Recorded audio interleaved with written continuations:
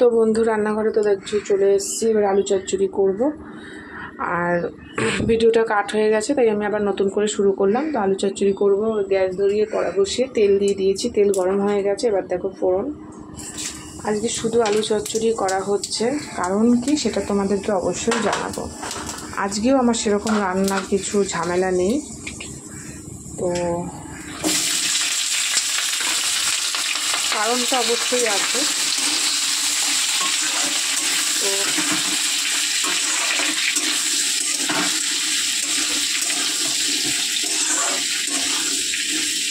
শুধু দুপুরবেলা গরম ভাত হবে, তাও প্রেশারে। ভাতও রয়েছে প্রচুর, কারণ কাল তোমাদের দাদাভাই দুপুরে খায়নি, পুজোর নেমন্তন্ন ছিল, কিন্তু দুপুরেও ছিল রাতেও ছিল। তো দুপুরে খায়নি তোমার দাদাভাই, আর রাতে আমি ছেলে তোমাদের দাদাভাই গিয়েছিলাম নেমন্তন্ন খেতে, প্রসাদ খেতে। তো সেই জন্য ভাত থেকে গেছে। আর কালকে যা যা করা হয়েছিল, একটু ডাল সেদ্ধ থেকে গেছে, তো সেই ডালটা দাঁড়াও তোমাদের দেখাচ্ছি।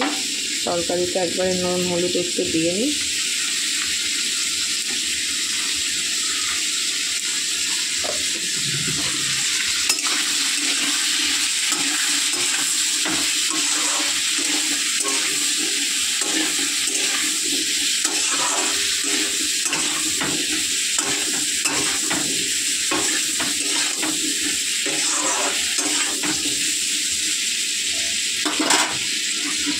বন্ধু হোক, তো না গেলেও হয় না, কারণ এই পুজোর উদ্যোক্তা যারা, তারা বললে পরে না গেলে পরে রাগ করে এবং একটু অন্যরকম ব্যাপার হয়, তো সেই জন্য যেতে হয়। তো দেখো ভাত, আরও ভাত আছে ফ্রিজে। এটা কিছুটা সকালে খাবো বলে গরম করা হয়েছে। আর কালকে ডাল সেদ্ধ দেওয়া হয়েছিল, সেই ডালটাই একটু পেঁয়াজ লঙ্কা দিয়ে ফোড়ন দেওয়া হয়েছে দেখো। আর তোমরা তো জানো সেদিন মটন করেছিলাম, রবিবার দিন সম্ভবত, রবি সোম মঙ্গল। তো মাটনও রয়ে গেছে 2 পিস, ছেলের হয়ে যাবে। আবার রবিবারে চিকেন দিয়েছিল আমার কাকা শ্বশুরদের বাড়ি থেকে, চিকেন রান্না করে সেটা রয়েছে, রাতে হবে। সেই জন্য মানে খাওয়া না হলে তো জিনিস থেকে যাবে, আর জিনিস কি বলো তো, ফেলা তো যায় না। আর আজকে যদি আমি আবার রান্না করি তাহলে আবার থেকে যাবে। রোজ দিন বাসি খাবার থাকার থেকে একদিন আমি বাসি খাবারটা খেয়ে তুলে দিলাম, দিয়ে আবার কালকে থেকে আমি একদম ফ্রেশ নতুন করে রান্না করব। আমার মতে বলে সেটাই বেটার।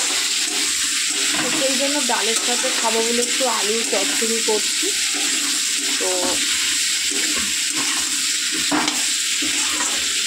আজকেও সেরকম রান্না বান্না নেই, আর ছেলের পরীক্ষা আছে।